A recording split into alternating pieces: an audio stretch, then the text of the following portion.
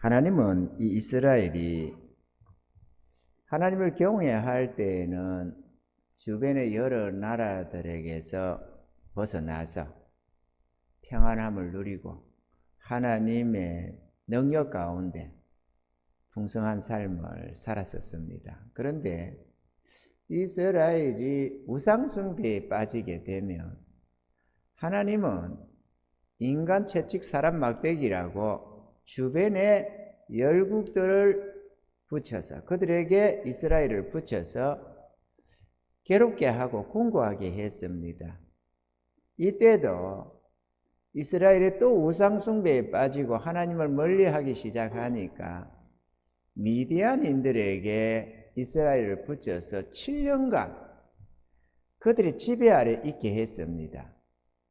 그런데 이 문제는 이 미디안들이 그냥 전쟁만 일어나면 싸워서 어떻게 하는 게 아니고 파종할 때가 되고 이 수확물이 있을 때쯤 되면은 수많은 이들이 메뚜기처럼 몰려와 가지고는 이스라엘의 거두는 곡식들은 말할 것도 없고 소도 양도 뭐든지 닥치는 대로 다 먹어버리고 잡아갔더라는 것입니다. 아예 그냥 약대도 끌고 오고 양도 몰고 오고 아예 그냥 이삿짐을 싸들고 와가지고 싹쓸이를 하고 그렇게 가는 겁니다. 그러다 보니까 이스라엘의 공고함이 극에 달했다라고 했습니다. 어떻게든 숨어서라도 살아보겠노라고 산으로 들러 어디로 동굴로 파고 이렇게 저렇게 해서 숨어서 생활을 하고 곡식을 떨어도 그 미디안인들에게 들키지 않으려고 어떻게든 베어서 숨어서 이렇게 곡식을 떨고 이렇게 하던 처참한 상황이었습니다. 하나님은 이 기도원을 통해서 이스라엘을 이 같은 상황에서 구원하려고 했는데요. 먼저 하나님은 기도원에게 먼저 명하신 게 있었습니다. 집에서 아버지 기르는 그 수소, 7년 된 수소를 번제물로 드리도록 했습니다. 드리는데 그냥 수소를 번제물로 드리는 것이 아니라 그 지역 그 마을에서 섬기는 바알의 단을 헐고 아세라 목상을 찍어서 그 나무로 수소를 불태워서 번제물로 드리라 이렇게 했던 것입니다. 그래서 기도원이 그렇게 수소를 대낮에는 못하고 밤에 조용한 때 하인들을 데리고 그렇게 해쳐버렸습니다. 그래서 마을 사람들이 아침에 일어나고 보니까 기가 차게도 자기들이 섬기는 신당이 다 파손되고 아세라 목상이 불살라치고 또 그렇게 성 위에 보니까 번제단이 차려져 있는데 그게 수소를 드리고 번제를 드리는 흔적들이 있더라는 겁니다. 그래서 이거 누가 그랬느냐 이렇게 수소문을 하고 탐지를 하다 보니까 기드온이 했더라는 것이죠. 그래서 이 요아스의 아들 기드온이 했기 때문에 그거 잡아내라 우리가 죽여버리겠다 그렇게 했더니만 요아스가 너희가 이 바알을 위해서 쟁론을 하려고 하느냐 너희가 바알을 구원하겠느냐 이러면서 바알이 신일진데 친히 대적하리라 이렇게 해서 여룻바알이다 이렇게 이름이 칭해지기도 했습니다. 우리가 하나님께 쓰임을 받으려면 먼저 이렇게 우상을 버리고 하나님 앞에 헌신이 되어져야 합니다. 아멘이죠. 이 번제라는 것은 우리 자신을 온전히 하나님께 바치는 것을 의미합니다. 한 부분을 바치는 게 아니라 아예 몸 전체로 드려지는 바로 불태워서 하나님께 허방하도록 드리는 그것이 바로 번제라는 것인데 우리 또한도 하나님 앞에 쓰임받기를 소원한다면 자기 자신으로 하나님께 온전히 헌신해서 우상을 제하고 하나님께 자신을 바치는 그런 은혜자가 되어야만 할 것입니다. 할렐루야. 우리가 주의 은혜를 사모합니다. 하나님의 구원함을 얻은 자들, 주의 용서를 알고 나를 위한 주님의 그 사랑을 깨달은 자는 누구나 다 하나님 앞에 소원하는 게 있습니다. 우리 주의 성령으로 우리 마음속에 거룩한 소원을 주셔서 나도 주를 위하여 쓰임 받기를 원하나이다, 이렇게 소원을 하게 되는 것입니다. 오늘 이 자리에 있는 저와 여러분들 중에서도 이렇게 소원한다면 자신 속에 있는 우상들은 다 지하여 내고 하나님께 온전히 헌신해야만 되겠습니다. 할렐루야. 그렇게 하나님이 기도원에게 성령으로 임하시고 쓰겠다고 하셨는데 기도원이 두려운 겁니다. 그래서 양털로 시험을 한번 했습니다. 타작마당에다가 양털을 딱 한 무덩이를 두면서 하나님, 진짜 하나님이 나를 쓰시고자 한다면 이 밤에 이슬을 내려주시되 이 양털에만 이슬이 가득하게 하고 주변은 바싹 마르게 해 주시옵소서. 이렇게 하나님 전능하시지 않습니까? 이거는 있을 수 없는 일인 줄은 알지만 하나님이 전능하시니 진실로 나로 하여금 이스라엘을 구원하고자 하신다면 이 같은 표적을 나타내 주시옵소서. 이렇게 했습니다. 그랬더니만 다음날 아침에 일어나서 보니까 주변 땅은 바싹 말라 있는데 양털만 가득히 젖어 있더라는 겁니다. 그래서 그거를 들어서 그릇에 짜니까 물이 한가득이 되더라라고 했습니다. 기도원이 가만히 생각하니까 저 어마어마한 새까맣게 메뚜기처럼 나온 저 미디안 군대들을 보니까 도무지 떨리고 자신이 없는 겁니다. 그래서 하나님의 표적을 보려고 했는데 그렇게 구한 대로 됐긴 됐는데 이게 아무래도 좀 이 의심이 생겼던가 봅니다. 이거 혹시 이 양털이 습기를 빨아들여 가지고 별로 안 왔는데도 그런 거 있잖아요. 습기 물 먹는 하마. 그거 뭐 똑같은 일 해놔도 물이 차잖아요. 뭐 장롱 안에 다 물이 흥건하지 않는데도 거기는 물이 차는 걸 보잖아요. 그것처럼 혹시나 양털이 이 습기를 빨아들여서 주변에는 이슬이 내린 것이 없는데 바짝 말랐는데 혹시 양털만 이렇게 젖은 것이 아닌가, 이런 게 의심이 생겼던가 봐요, 인간적으로. 그래서 그럴 리는 없지만 그래도 한 번 더 확실하게 해놓고 보자 싶어서 하나님, 이렇게 내 간구대로 응답해 주시기는 한데 한 번만 더 좀 응답을 묻고 싶습니다. 이번에는 양털만 마르고 주변에는 이슬이 가득하게 해 주시옵소서. 이렇게 기도했습니다. 그랬더니만 또 하나님이 그런 가짜는 기도 같은데도 불구하고 또 하나님이 그 기도를 들어주셨습니다. 이게 가짜는 게 아니에요, 그죠?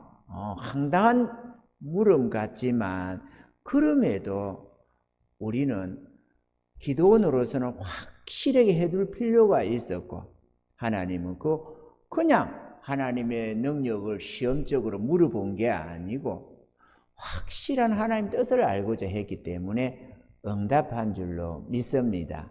할렐루야.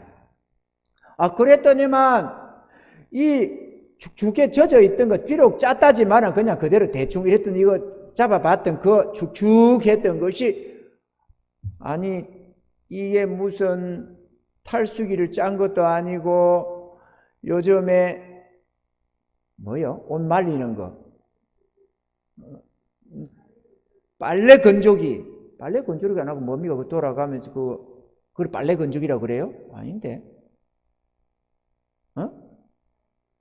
아니, 스타일은 말고 빨래 돌려가지고 탈수기 말고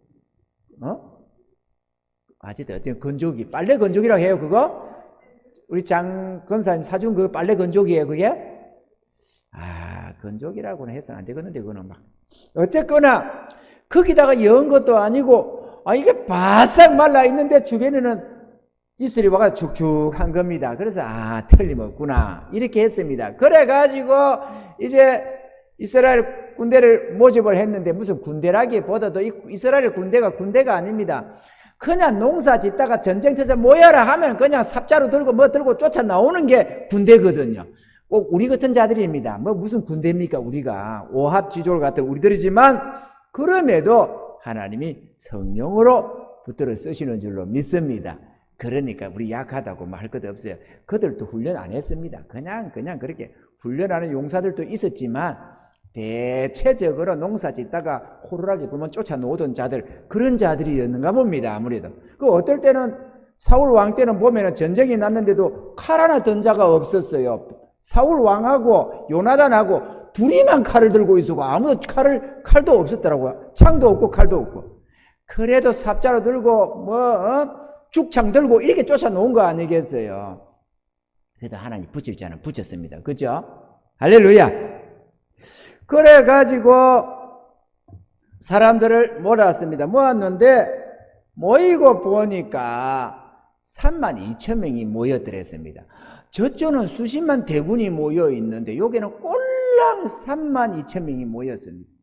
근데 하나님이 안 되겠다, 많다.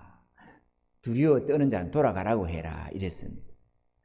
아니 어떻게든지 이렇게 쪽수를 늘려서 상대방도 길을 좀 우리도 한 붙을만 하다는 그런 사인도 좀 보내고 해야 되는데 그렇지 않아도 만만한 이스라엘인데 꼴랑 모인 게 32,000명.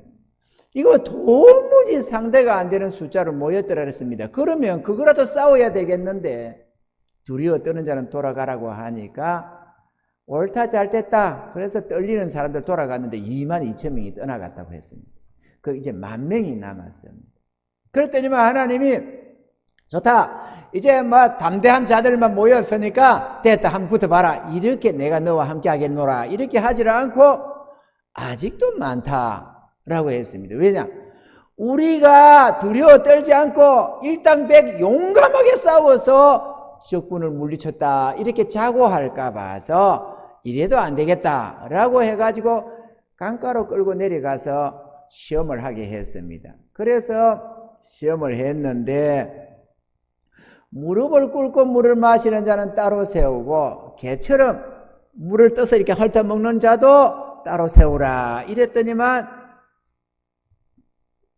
한 사람은 이렇게 해서 마시게 하니까 쳐다보고 이렇게 저렇게 나누어 보니까 엎드려서 물을 마신 자는 9,700명,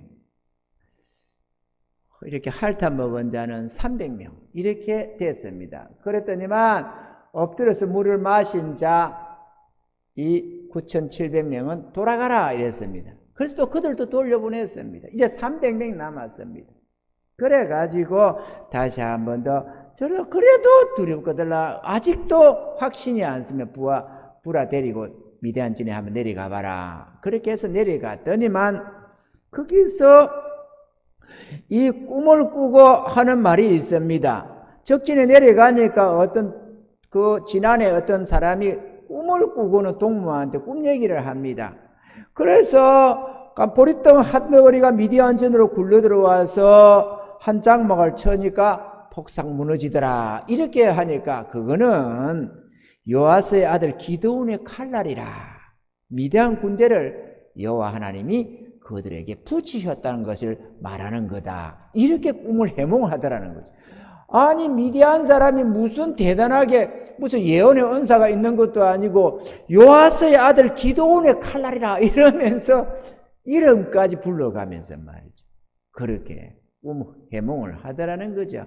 그 말을 듣고 보니까 정말로 마음속에서 담대함이 일어나는데 모든 의심도 두려움도 싹 사라지면서 확신을 가지게 되어서 그렇게 해서 전쟁에 붙었는데 겨우 300명의 용사로 미디안 군사 수십만 명을 상대해가지고 도륙한 자만 13만 5천 명을 죽였습니다.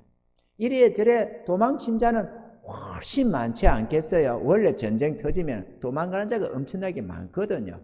패배한다 싶으면 이리 도망가고 저리 도망가고 뿔뿔이 흩어져서 죽인 자가 13만 5천 명을 죽였으니 얼마나 많이 죽었겠어요. 한번 생각해 봐요. 우리가 일당백이라는 말을 흔히 씁니다.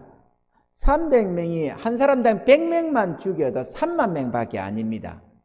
얼마나 많이 죽이면 13만 5천 명을 죽일 수가 있습니까, 여러분? 이해가 되죠? 이거 끔찍한 겁니다. 한 사람당 한 500명씩 평균 죽였다는 말이 됩니다. 이거 있을 수 없는 전과 아니겠어요? 가만히 세워놓고 쳐 죽이도 그거 한 사람당 500명 잡아 죽이려면 그거 쉬운 게 아니에요. 450명, 500명 죽이려면. 그렇죠? 너가 눈 감아 놓고 하면서 치고 댕기도 그렇게 죽인다는 게 쉽지 않을 것 아니에요. 어떻게 죽이면 이렇게 죽일 수 있어요? 거기다가 미디안의 두 방백 오렙과 서헷도 쳐 죽이고 또 두 왕 세바와 살문나도 그 유명한 그 왕들도 죽였더라 이렇게 했습니다. 우리는 오늘 이 말씀 속에서 우리가 은혜 받고 하나님 앞에 쓰임 받는 그러한 십자가 군병들 하나님의 거룩한 용사들이 다 될 수 있기를 주의 이름으로 축원합니다.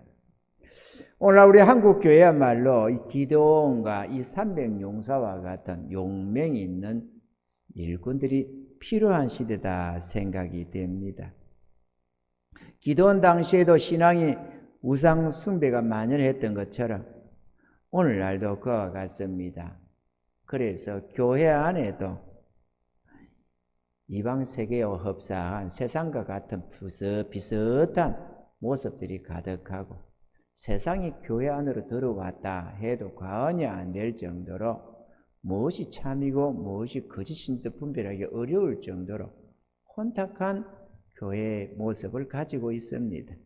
원래 교회는 신령을 도모해야 합니다. 성결을 유지해야 합니다. 그래서 징벌도 하는 법이고 이렇게 저렇게 징계가 있는 법인데 오늘날에는 징계라는 말을 쓸 수가 없는, 징계는 고사하고 책망 한마디만 해도 입이 튀어나오고 딴 데로 간다고 딴 교회에 옮겨간다고 하는 그런 시대, 도무지 징벌할 수 없는, 그래서 교회의 성결을 유지할 수가 없는 그러한 지경에 이르렀습니다.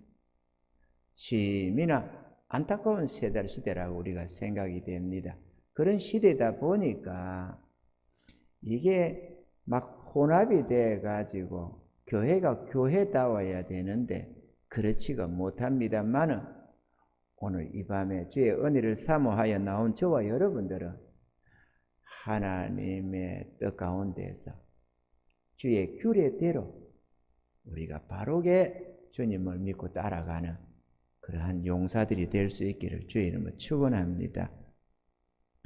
이런 시대이기 때문에 하나님은 오늘날도 저 기도원과 300용사와 같은 주님 앞에 헌신해서 용맹하게 비진리와 싸우고 거짓과 싸우고 이 세상 정욕과 이 세상과 사단의 유혹과 싸워가는 그러한 하나님의 거룩한 일꾼들이 일어나기를 바라는 것입니다. 아멘이십니까? 그러나 하나님은 아무나 군사로 사용하지 않는다는 것을 오늘 보여주셨습니다. 왜 그러느냐? 왜 기도원과 300용사가 쓰임을 받았는가 하는 것을 우리가 한번 오늘 살펴보면서 은혜 받고자 합니다. 첫째로는 두려워 떠는 자는 쓰임을 받지 못한다라고 했습니다. 전투에 임하는 자는 마음을 강하게 하고 담대히 해야 합니다. 두려워 떨면 다른 사람들도 거기에 유혹을 받아서 두려워 떨게 되고, 그렇게 마치 한 사람이 하품하면 다른 사람 옆에서 따라대듯이 그렇게 두려움은 전염이 되게 됩니다.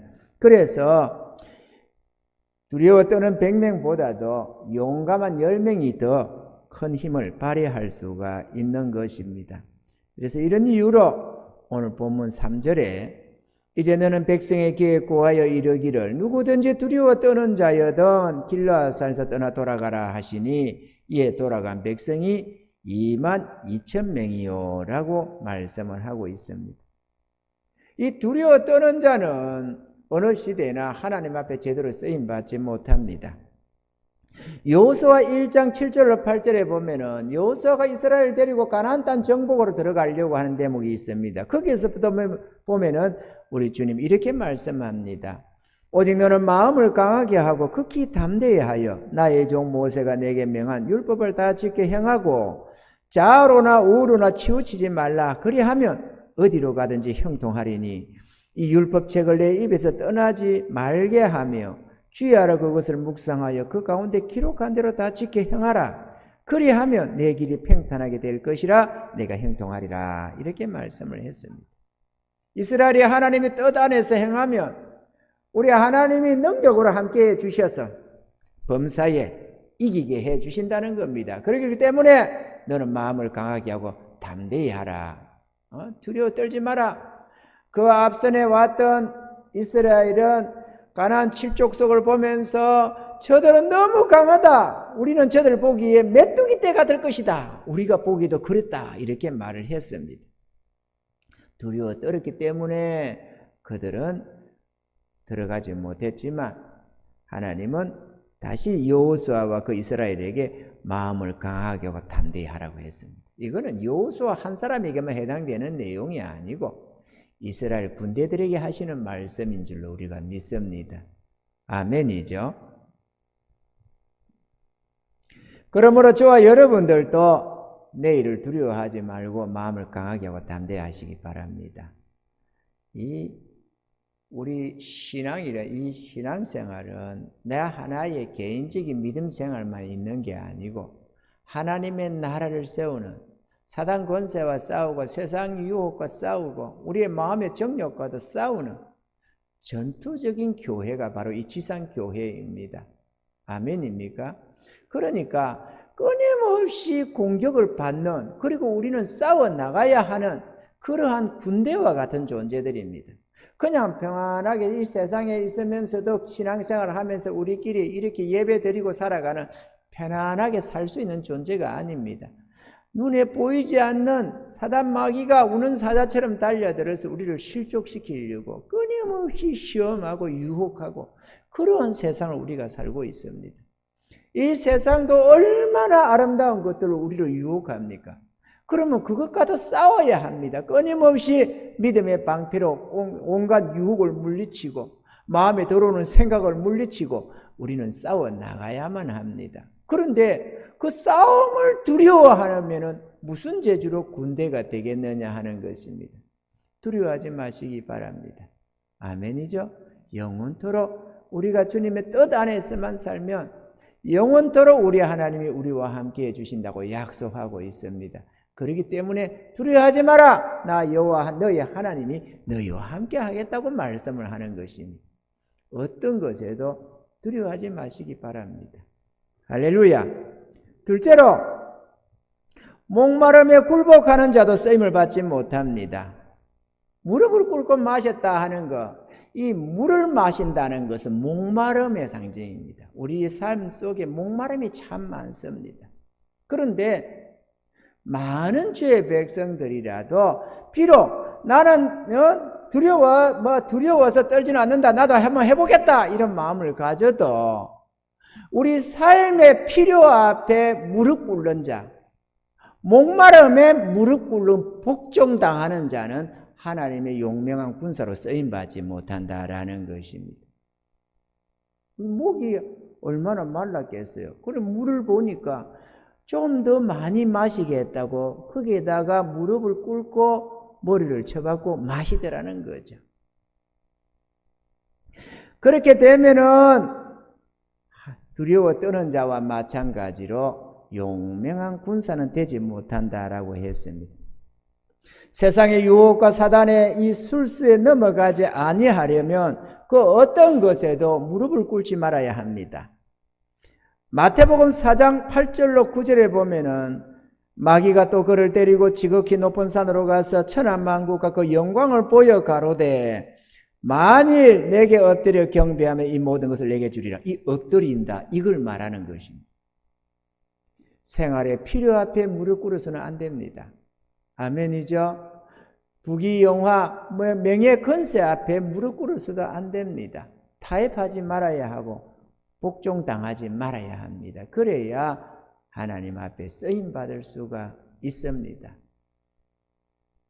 오늘날에는 목마름이 많은 시대입니다. 특히나 이 작은 죄화를 두고 수많은 사람들이 경쟁적으로 치열하게 싸우는 그런 세상에서 살고 있습니다.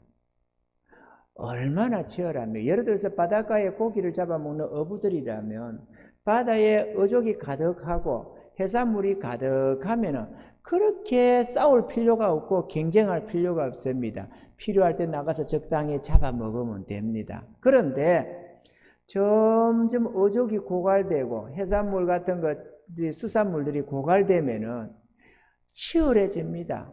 더 많은 시간을 노력해야 되고 더 좋은 장비를 갖춰야 되고 아주 치열하게 경쟁을 해서 어떻게 남들보다 조금이라도 더 해야, 거둬야만, 잡아야만 생활이 좀 풍성해집니다. 그러다 보면은 삶이 고달퍼지는 것 아니겠어요? 우리의 시대가 바로 그렇습니다. 어떻게든지 좀 더 많은 것을 취하려고 저 아기 때부터 공부를 시키기 시작합니다. 좀 더 많은 지성인이 되고 인간답게 살라고 유치원 때부터 경쟁을 시키는 게 아닙니다. 좀 더 많은 것을 벌어서 좀 더 많은 것을 누리게 하겠다고 그 아기 때부터 부모들이 과외를 시킨다, 뭐로 한다, 경쟁적으로 공부를 시키고 이렇게 저렇게 해서 이 세상이라고 하는 이 세상에 내보내서 어떻게든지 자기 자식이 좀 더 많은 것을 취할 수 있도록 하겠다고, 많은 것을 누리게 하겠다고 그렇게 하는 겁니다. 그렇게 하다 보니까 별것 되게 다 굴복합니다. 복종하지 않는 게 아니라 컨닝을 해서든 어떻게 해서든 이기라고 가르치는 겁니다. 그렇게 해서 승리를 어떻게든지 좀 더 좋은 학교에 들어가고 좀 더 좋은 어떤 것을 하고 이렇게 해서 이 자존감을 지키고 또 자기의 양심을 지키고 이렇게 해가면서 하는 게 아니라 좀 비굴해져도 어떻게든지 좀 더 나은 것을 얻기를 원하고 좀 더 높은 것에 올라가기를 원하고 그렇게 치열하게 경쟁하는 사회를 살고 있습니다. 생활 앞에, 우리의 목마름 앞에 무릎 꿇지 않는다는 게 쉬운 게 아닙니다. 무릎 꿇어도 쟤들 말이야 무릎 꿇었구나 이렇게 하지만 그게 그렇게 쉬운 게 아니다 그거죠. 오직 하면 사단이가 예수님에게 찾아와서 천하만국과 그 영광을 그 아름다움을 보여주면서 내게 한 번만 무릎 꿇어라, 그러면 이거 다 네가 누리게 해주겠다라고 했다는 것입니다. 오늘날 우리에게도 끊임없이 사단을 유혹합니다. 타협하게 하고 복종하게 합니다. 굴복당하게 합니다. 저는 주를 믿은 다음에 이 생활 앞에 무릎 꿇지 않으려고 해왔습니다. 옛날에 처음에 초창기에 참 어려운 때가 너무 많았습니다. 어느 때나 그랬습니다만 한 번은 교회에서 목사님이 쌀을 한 포대 가져오셨습니다. 네, 우리 집사 시절에 그 어려움 당해가지고 수제를 만나가지고 홀랑 다 날려버리고 웅크리고 조그맣게 하고서 만들어가지고 웅크리고 있을 때인데 목사님이 신방을 오면서 쌀을 한 포대 가져오셨더라고. 그래가지고 참 목사님 우리 행편을 어떻게 아시고 말도 안 했는데 이런 거를 가져오셨나 싶어서 감사를 했더랬습니다. 그런데 그냥 그렇게 하면 좋았는데 다음 주에 보니까 주보에 그게 광고가 나와 있는 거예요. 쪽스럽습니다. 그걸 왜 그따가 올려? 여기다가. 안 그래요, 여러분? 헌금도 보면 교회 주보에다가 누가 헌금 얼마 이렇게 올리는 교회들도 가끔 있어요. 그거 결코 좋은 모양새가 아니잖아요. 뭐 누구 시기 받으라고 하는 겁니까? 부끄럼 당하라고 하는 겁니까? 뭐 어쩌라는 거예요, 그렇게 내가지고. 하나님이 모를까봐, 아니면 당사자가 얼마 냈는지 모를까봐서 그거 적어줍니까? 그래가지고 딱 했는데, 그거를 받아고 다시는 안 받아 먹었습니다. 다시는, 그때도 달라고 한 것도 아닌데, 갖다 줬어. 감사하게 썼긴 썼는데, 다시는 누구에게 얻어먹으려고 안 했습니다. 하나님이 계신데. 그래서 심지어는 제가 대학병원에 대수술을 받으러 들어가면서도 친척들에게도 형제들에게도 연락을 안 했었습니다. 아무것도 없었는데도, 단돈 10만 원도 없는데도 불구하고 대학병원에 수술을 들어가면서도 어느 누구한테도 알리지 않았습니다. 저희 처가집에서 조금 그래도 살만했었는데 거기도 알리지 않았습니다. 돈 없다는 소리 일절 안 했습니다. 하나님 앞에, 하나님 저 수술 들어갑니다. 하나님이 책임져 주세요. 하나님 전능하시니까 이 아시잖아요. 책임져 주세요. 이렇게 기도하면서 어느 누구에게도 손 안 벌린 적이 없습니다. 그리고 오늘 이렇게까지 어렵다고 어디를 꾸러 다니지를 않았습니다. 전능하신 하나님 앞에 기도하면서 주의 뜻과는 데서만 살아왔지 누구에게 꾸어보지도 않았고, 교회가 어려워도 성도들 주머니 안 쳐다보려고 오직 하나님께만 바라보면서 주님 허락하시기만을 구해왔지 무릎 안 꿇었습니다. 그게 옳습니다, 여러분. 하나님 앞에 쓰임받기를 원한다면 비록 갈급함이 많아도 무릎 꿇지 말아야 합니다. 아멘이죠? 무릎 꿇지 마십시오. 우리가 다 너나없이 그래도 주의 은혜를 입은 자들이 하나님 앞에 쓰임받기를 원하잖아요. 하나님께 쓰임받기를 원한다고 하면서 막상 어려움이 당하면 굴복하는 모습은 가져서는 안 된다라는 것입니다. 그러면 하나님이 용서를 쓸 수가 없습니다. 아멘이죠? 어려움을 당해도 굴복하지 말아라. 할렐루야! 이 같은 사단의 유혹에 천하만국과 그 영광을 보여, 무슨 이 1만 명 앞에 천하만국을 보여준 건 아니겠지만 삶 속에 이런저런 만족함을 보여주면서 무릎을 꿇게 했더니만 이렇게 저렇게 타협하고 무릎 꿇은 자가 9,700명이더라는 겁니다. 그들은 돌려보내라 해서 돌려보내버렸습니다. 셋째, 목마라 배 무릎 꿇지 않은 이들이 쓰임을 받았습니다. 여러분, 오늘 본문에 보니까 개 핥는 것처럼 핥아먹는 자들은 따로 세우라 그랬습니다. 이 배가 고파 죽겠는데 음식이 조금 놓으면 그 밥이고 반찬이고 간에 싹싹 회로 핥듯이 깨끗이 비웁니다. 그렇죠? 안 굶어봤습니까? 이렇게 걸어서 핥다시피 말끔하게 비워냅니다. 이거 핥아 먹는다고 표현을 합니다. 뭐 회로 꼭 핥아서가 아니라 싹싹 긁어서 밥풀떼기 하나 없이 싹싹 긁어 먹을 때 핥아 먹은 것처럼 먹었다는 표현을 합니다. 우리가 생활이 어려워도 절박함이 많아도 그래서 만족함이 없어서 흡족하게 만족하게 살면 좋는데 그렇지 못하고 해로 핥다시피 어려움이 있고 궁핍함이 있어도 무릎 꿇지 않는 그들을 하나님이 쓰신다고 하는 것입니다. 아멘입니까, 여러분? 생활에 얽매여 사는 자는 여러 가지 유혹을 물리칠 수가 없습니다. 예수님은 주님을 믿고 따르는 무리들에게 이렇게 말씀했습니다. 마태복음 10장 37절로 38절에 아비나 어미를 나보다 더 사랑하는 자는 내게 합당치 아니하고 아들이나 딸을 나보다 더 사랑하는 자도 내게 합당치 아니하고 또 자기 십자가를 지고 나를 쫓지 않는 자도 내게 합당치 아니하니라 이랬습니다. 가족을 생각하면서 가족들의 안위를 염려하고 그들의 행복을 갈망하고 그들을 위하려고 섬기려고 하다 보면은 부득불 이런저런 상황 앞에 무릎을 꿇을 수밖에 없습니다. 그렇기 때문에 주부님보다도 부모나 자식이나 이런저런 것들을 더 사랑하게 되면 하나님 앞에 제대로 쓰임받지 못한다. 당연한 얘기가 되겠습니다. 또 자기 못에 태인 십자가도 달게 지고 가야지, 그거 힘들다고 괴롭다고 그 십자가 질질 끌고 가려고 하는 자도 하나님 앞에 쓰임받지 못한다 했습니다. 사도 바울은 디모데후서 2장 4절에 군사로 다니는 자는 자기 생활에 얽매이는 자가 하나도 없나니 이는 군사로 모집한 자를 기쁘게 하려 함이라, 이렇게 말씀을 하셨습니다. 생활에 얽매이는 자, 결코 자유로울 수가 없습니다. 아멘이죠? 생활에 얽매이면 부득불 무릎 꿇을 수밖에 없습니다. 나는 그러고 싶지 않아도 가족을 생각해서라도 타협하게 되고 이런저런 것에 복종하게 되어지는 것입니다.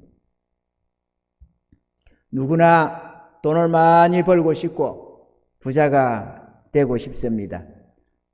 돈이 많이 있으면 많은 것을 누릴 수가 있기 때문에 그렇습니다. 다시 말하면 목마름을 넉넉하게 해결할 수 있다, 그 얘기죠.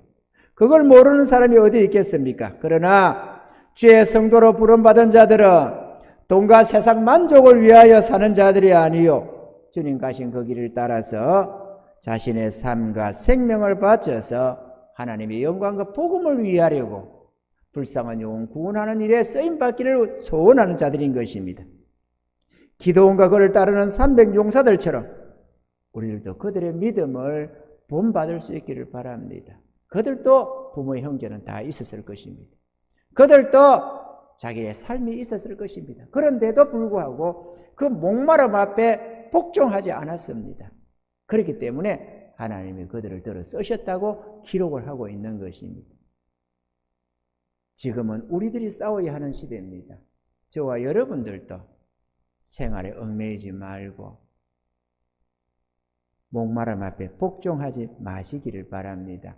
그래서 주님 앞에 옳다 인정받고 쓰임받는 하나님의 용사들, 하나님의 거룩한 일꾼들이 다 되시기를 바랍니다. 그래서 이 마지막 때라지만, 이 어두운 시대이지만 내 하나의 불꽃이 세상을 밝힐 수 있기를 바라고, 우리 주님이 능력 주셔서 쓰실 때에 귀하게 무슨 엑스트라처럼 쓰이는 자가 아니라 주연 배우처럼 쓰임받는 그런 하나님의 거룩한 일꾼들이 되어서 우리 하나님께 영광 올려드리고 장차 주님 앞에 섰을 때 잘했다, 착하고 충성된 종아, 어서 오너라, 이렇게 우리 눈물 씻겨주시며 반가이 맞아주시는 그런 은혜자들이 될 수 있기를 주님이 축원합니다. 그러면 우리가 어떻게 하면은 기도원과 300용사들처럼 충성되이 쓰임받을 수가 있을까요? 우리가 간단하게 생각해 보면 첫 번째로는 주님을 사랑하는 자가 충성할 수 있습니다. 주님을 사랑하지 않는 자는 절대로 충성할 수가 없습니다. 나를 위한 그 사랑을 깨닫고 나를 위한 주님의 십자가의 그 은혜 깨닫고 눈물로 회개하며 자신을 주님께 온전히 헌신해서 주여 나도 주를 위해 죽겠노라고, 주님 뜻 따라 살아가겠노라고 헌신하는 그들이 주님 앞에 쓰임받는다는 사실입니다. 아멘이죠? 두 번째로는 믿음으로 사는 자가 충성합니다. 눈에 보이는 것을 쫓아 살면서 어떻게 충성합니까? 보이는 것을 쫓으면 부득불 타협하게 되고 무릎 꿇을 수밖에 없습니다. 그러나 주 하나님, 보이지 않는 하나님을 보는 것처럼 그 하나님의 말씀을 쫓아서 저 천성 바라보며 믿음으로 살아가는 그들이 타협하지 않고 충성하며 살아갈 수가 있습니다. 저와 여러분들도 비록 눈에 보이지는 않지만 하나님이 약속하시는 그 날을 바라보면서 믿음으로 싸워 승리하기를 주의 이름으로 축원합니다. 마지막으로는 하늘에 소망을 두는 자가 충성할 수 있습니다. 주님께 충성고자 한다면 자신의 소망을 이 땅에다가 두지 말아야 합니다. 땅에서 잘 먹고 잘 사는 것에 소망을 두면 절대로 충성되이 살 수가 없고 무릎 꿇으며 타협하는 존재가 될 수밖에 없습니다. 주와 복음을 위하여 저 하늘의 칭찬과 상급을 바라보며 사는 자들이 충성할 수가 있습니다. 노력 없는 복이 있을 수 없고 칭찬과 상급 또한 받을 수가 없습니다. 요한복음 13장 32절에는 만일 하나님이 저로 인하여 영광을 얻으셨으면 하나님도 자기로 인하여 저에게 영광을 주시리니 곧 주시리라. 주님 그렇게 말씀했습니다. 우리 주님께서 십자가에 달려주셔서 아버지의 뜻을 이루며 아버지 하나님께 영광을 돌렸더니만 아버지께서도 아들에게 영광을 주셔서 모든 이름 위에 뛰어나게 하시고 모든 무릎이 주님 앞에 꿇어지는 복종케 하는 그런 영원한 존귀와 영광을 아들에게 주셨다 하는 것입니다. 하나님께는 공짜가 없습니다. 우리가 하나님께 영광을 올려드리면 반드시 하나님께서 우리에게 영광으로 되돌려 주시는 것입니다. 할렐루야. 디모데후서 4장 7절로 8절에 내가 선한 싸움을 싸우고 나의 달려갈 길을 마치고 믿음을 지켰으니 이제 후로는 나를 위하여 의의 면류관이 예비되었으므로 주 곧 어려우신 재판장이 그날에 내게 주실 것이니 내게만 아니라 주의 나타나심을 사모하는 모든 자에게니라. 우리 찬송 보면은 죽으면 죽으리라. 오늘도 그 찬양 한번 해줬으면 싶었는데 안 합니다. 죽으면 죽으리라. 꽝꽝꽝꽝 이게 너무 안 좋잖아요, 그죠? 죽으면 죽으리라 이렇게 하면서 찬양이 말이죠. 앞도 끝도 모르겠는데 어쨌든 간에 그렇게 하면서 꽝꽝꽝꽝 이게 말이에요. 베토벤의 운명보다도 더 감동적으로, 그죠? 베토벤의 운명도 꽝꽝꽝꽝 이러는데 그거보다 더 좋은 것 같아요. 아주 잘 지었어요. 이 사도 바울은 주의 나타나심을 사모하는 모든 자, 주님 앞에 충성되어 행하고 이제나 주지나 주님 앞에 서는 그날을 바라보며 주님 칭찬과 상급 주실 그날을 바라보는 그런 자들이 충성하며 타협하지 않고 살아갈 수가 있는 것입니다. 할렐루야. 그런 은혜가 있기를 바랍니다. 우리도 할 수 있습니다. 뭐 대단하게 능력 있는 자를 주님이 쓰는 게 아닙니다. 약한 자를 들어서 강한 자를 부끄럽게 하고 없고 천한 자들을 들어서 있는 자들을 부끄럽게 하시는 하나님이십니다. 왜? 자고하지 못하게 하려고, 내 잘나서 쓰임받았다고 소리하지 못하도록 하려고 약하디 약한 자들을 들어서 쓰시는 하나님이십니다. 그렇기 때문에 우리들도 얼마든지 마음 들여서 충성하고자 하면 할 수가 있고 우리가 준비되는 그릇만 되면 주님은 쓰신다고 하셨습니다. 할렐루야. 사도 바울이 소망을 주님 앞에 서는 그 하늘나라에 두고 있었듯이 우리들도 소망을 그곳에 두고 살아야 될 줄로 믿습니다. 얼마 못 삽니다, 여러분. 이제 얼마 못 삽니다. 하루하루가 금세금세 가잖아요. 우리 교회들 내 가만 보면 주의 은혜 읽고 보니까 하루하루를 사는 것 같지가 않고 한 주 한 주를 살고 뭐 한 달 금세 가가지고 어느새인가 그냥 1년이 가고 1년이 가고 여름 몇 번 겨울 몇 번 보내고 나면 우리는 천국 가야 됩니다. 그렇다면은 좀 더 누려보겠다고 좀 더 만족하게 살겠다고 무릎 꿇고 타협하고 살아가지고 무슨 대단한 더 영광을 누리겠습니까? 그저 좀 부족한 것 같아도 쇠로 핥듯이 좀 부족한 것 같아도 주님 앞에 충성해서 주님 앞에 쓰임받고 타협하지 않고 오직 우리 주 하나님께만 복종하여 살고자 하는 그런 삶을 잠시 살다가 주님 앞에 섰을 때 잘했다 칭찬받고 상급받나 그리고 영원히 존귀와 영광을 누리는 그런 은혜자들이 되어야 될 줄로 믿습니다. 우리가 마음의 준비가 되면 주님이 쓰실 줄로 믿습니다. 우리는 그 때와 시기를 모르지만 주님께서는 큰 집에는 금그릇도 있고 은그릇도 있고 나무그릇도 있고 질그릇도 있고 있는데 자기를 깨끗하면 주님의 쓰시기에 예비함이 되고 쓰임 받는다고 말씀을 했습니다. 저와 여러분들이 준비가 되면 주님의 때가 되면 성령을 부어주시고 권능으로 함께 하셔서 이 어두운 세상을 빛으로 비추시고 수많은 영혼을 구원해낼 줄로 믿습니다. 그리하라고 육청도 주의 성전으로 준비시키고 있는 것입니다. 저는 믿습니다. 이렇게 준비되는 것이 우리의 능력이 아니고 우리의 뜻도 있었지만 주님이 뜻을 주시고 주의 권능으로 허락해 주셨다는 것을 말이죠. 또 앞으로도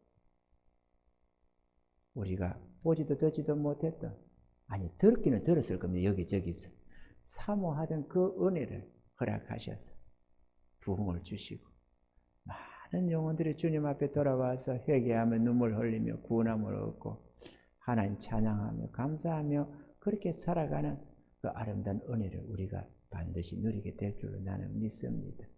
이런 은혜가 있기를 바라고 우리들의 헌신을 통해서 하늘의 하나님의 영광을 받으시고 부족하지만 우리를 들어 사용하셔서 불쌍한 영혼들을 하나하나 더 많은 영혼 구원해 내어서 영원히 하나님 찬양하는 그런 주의 백성들을요 삼아가는 그런 귀한 사역에 쓰임받는 은혜자들이 다 될 수 있기를 주의 축원합니다.